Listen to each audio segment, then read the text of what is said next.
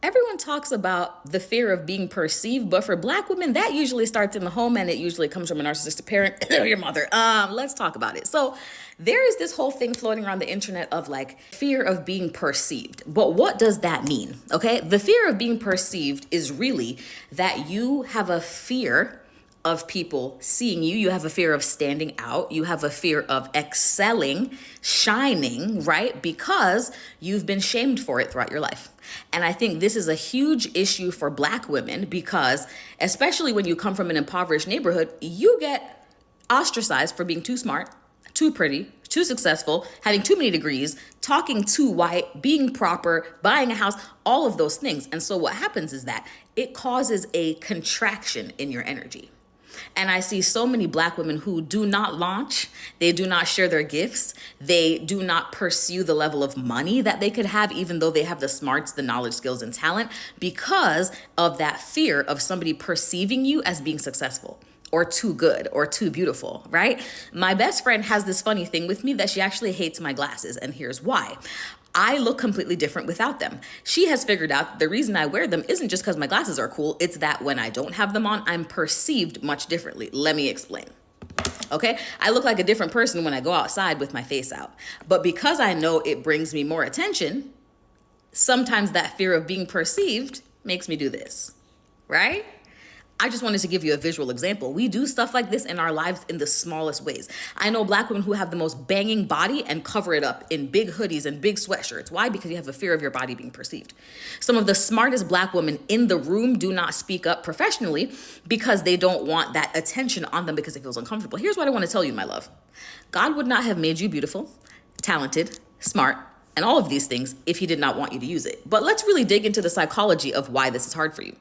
If you had a parent that you felt like was competing with you, if you have a parent that you feel like, AKA your mom, who you feel like is jealous of how you look, jealous of your face, jealous of your features, jealous of your smarts, that gets so deeply ingrained in you from childhood. That gets so locked into your energy because remember, our parents' voice is the first voice. And what happens is when you leave their house, it becomes the voice in your head. So if you ever hear those negative thoughts, who does that sound like? Right? And so I want you to recognize that voice, recognize that it is not your own voice, recognize that God put these wonderful talents in you so that we could perceive them. Give it to us, my love. I want you to be perceived this year, okay? Drop down in the comments. Let me know if you've dealt with this. I am here to support you guys. And as always, Auntie loves you.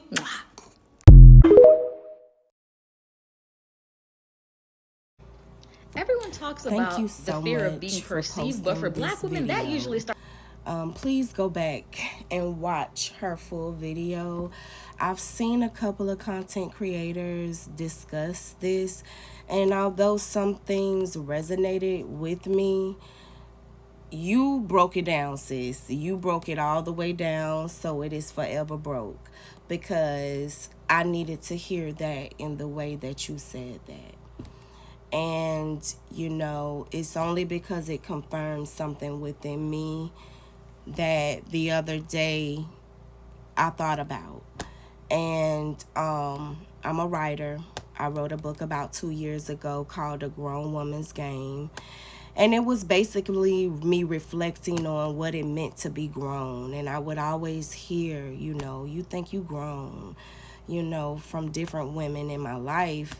And I was just reflecting on that. And so now I'm on my second book, and it deals with my weight.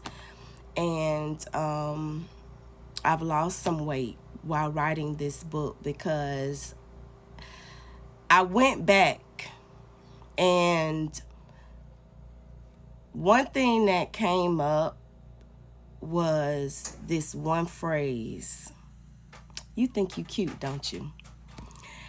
And it seems very harmless, but the very first person and the only consistent person that has said that to me in a seemingly joking way was my mama.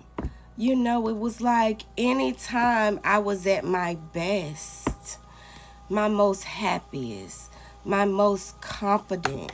Ooh, my little ears, these things can never stay in. Sorry.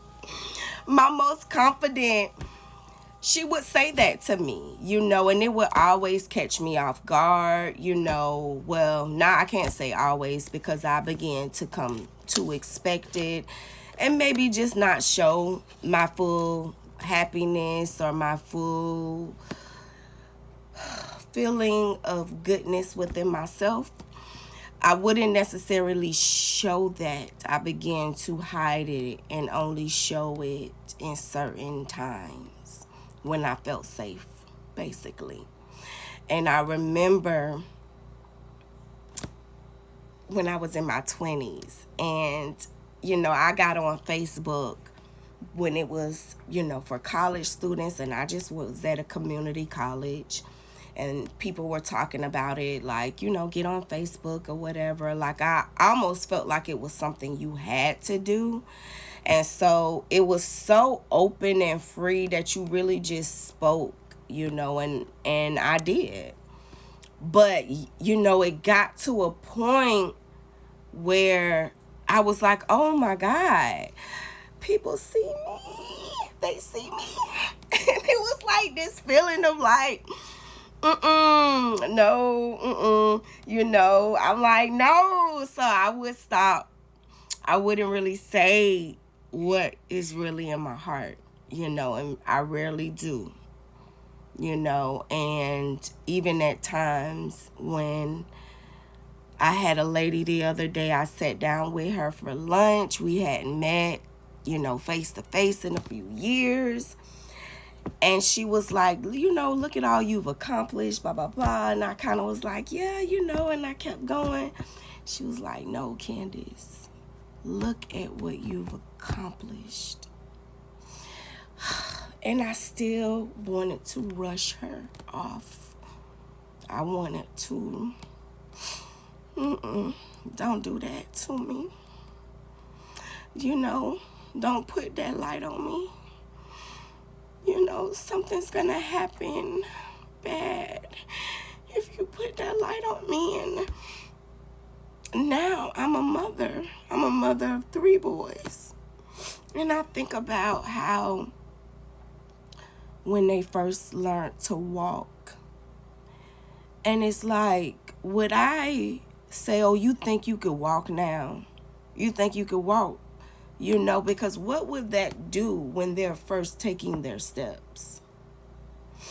And what has brought things full circle to me is seeing the power that I have over their confidence and knowing that I have the power to make it awesome, to see them seeing themselves in their best light and saying, yes, that's right. And watching them keep walking and watching their walk get more confident and strong, because you don't want your kids out here not walking confident. You don't want them walking, like they was when they were first taking their steps. But that's how it is when you're first gaining your confidence and learning about your self-esteem and developing those things. You need to be able to take some steps safely. You need to be able to take them confidently and walk in it. And I feel like, yeah, I had to take opportunities secretly to experience that and say, oh, this is how it feels. But I can't tell nobody. I barely even write it in my journal because it's like, no, I can't share that. I can't share that, yes, I do have this. Let me not show anybody because you think you cute, you think you got it. That comes up. So, yeah, this the year I'm going to release that and I'm going to show up because I've been giving back. I've been returning back names that were given to me that were not mine. And I embraced it. I embraced what was never mine. So, I think I will take you up on that offer for 2024. I think that I'm gonna show up. I think that I'm gonna take some steps like a baby, and it's gonna look crazy. I'm gonna struggle. I'm gonna look crazy. I'm gonna fall. I'm gonna stumble. I don't care. 'Cause I know I can do it. So, thank you. Yep, thank you.